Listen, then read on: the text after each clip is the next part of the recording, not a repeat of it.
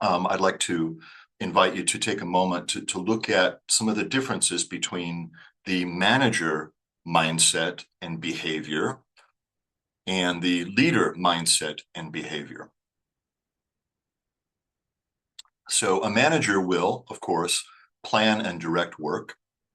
They will drive results, give instructions, assuming we have a good manager or section head or whatever title we have.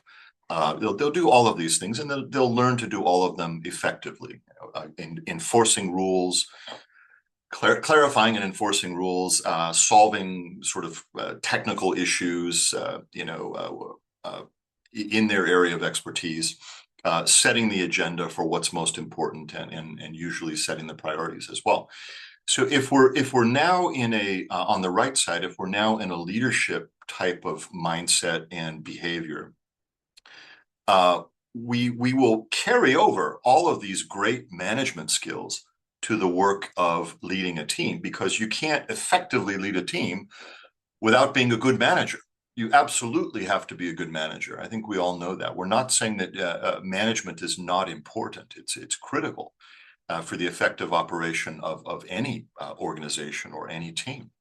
But when we're in a leadership mindset, it's going to be things that are more like enabling others. So rather than sort of saying, okay, you do this, you do this, you do this, you would do all of that, but you would also think about, do these people have the right resources? Do they have the information that they need? Do they have the competence that they need to be able to move forward? Now we're getting more into coaching, right? Do they have the competencies, the skills that they need?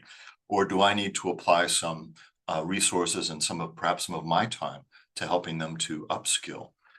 It's leadership very much about inspiring others to want to take ownership of what they do, to be excited about what they do, and to bring their creativity to the work that they do. We got into a session, and she asked me another question about, colleague problem. And I started to answer, and this is, something like 15, 18 years ago.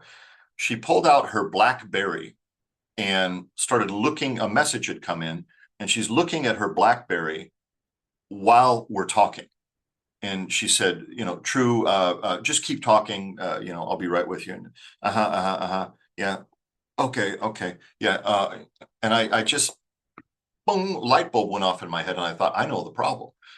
The most of these problems with colleagues and subordinates, the boss, probably are related to her unwillingness to listen. So I took a risk, which, if you care about people in coaching, you will sometimes stop and just give them feedback based on what you see. So I did that. I said, Fiona, please put down the BlackBerry. Huh? Okay.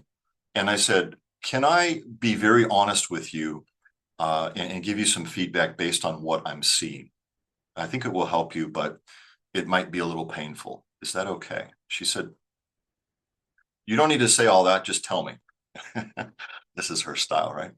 And I said, well, I think that all of these problems that you've been telling me about, the reason you're not making any progress on them is that you are a bad listener.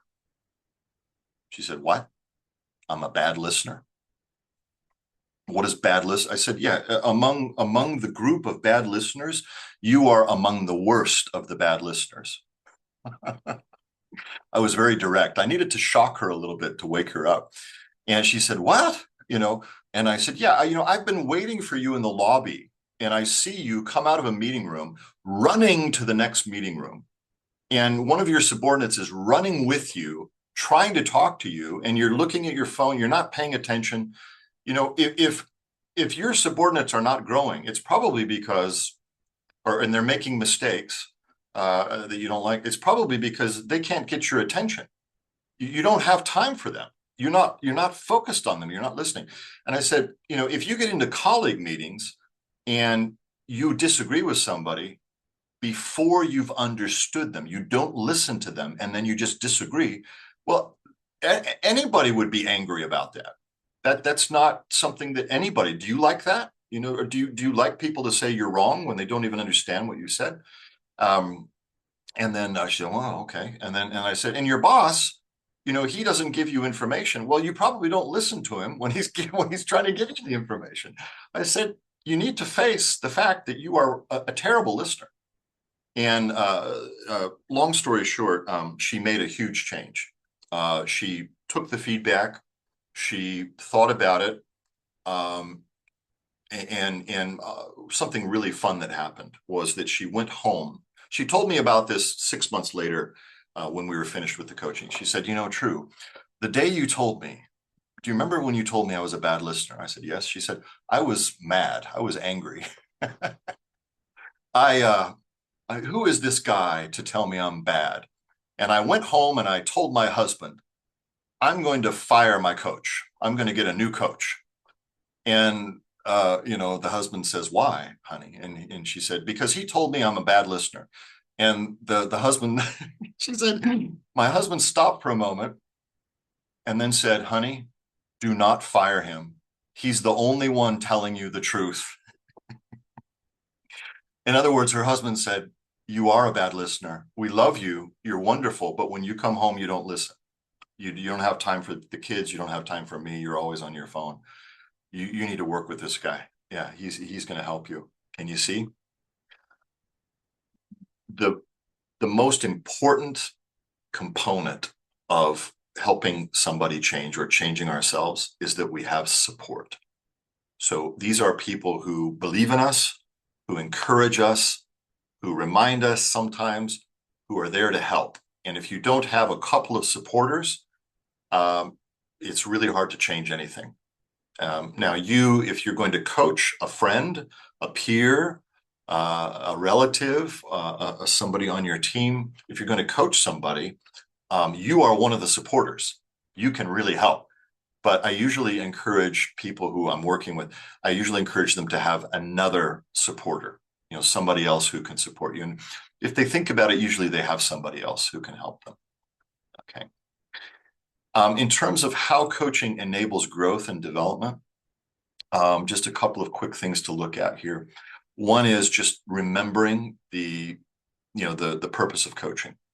So if you consult with an expert like the one I've cited here, it's a book called A Manager's Guide to Coaching. They're going to say something like this. So coaching is helping another person reach higher levels of effectiveness by creating a dialogue. So it's always a dialogue, always a discussion, a two-way thing that leads to awareness. So that's the new way of seeing things, the new way of thinking, the new understanding, and then action. And then I like to just say that coaching helps people upgrade and evolve the way that they're seeing issues and opportunities. If we don't coach, basically every research study we have on this is in an organization, if you don't coach, performance does drop. You limit performance because you're not enabling people to bring the best of themselves through coaching. You slow down their growth, as with the examples I gave. Good people who are motivated, they will be less motivated. Their engagement will drop. You know, some people will like to hear your commands and they don't want to think, but most people, especially the talented ones, do want to think and bring the best of themselves to their work. And then you end up being too busy as the leader, as the manager who's not coaching and enabling other people.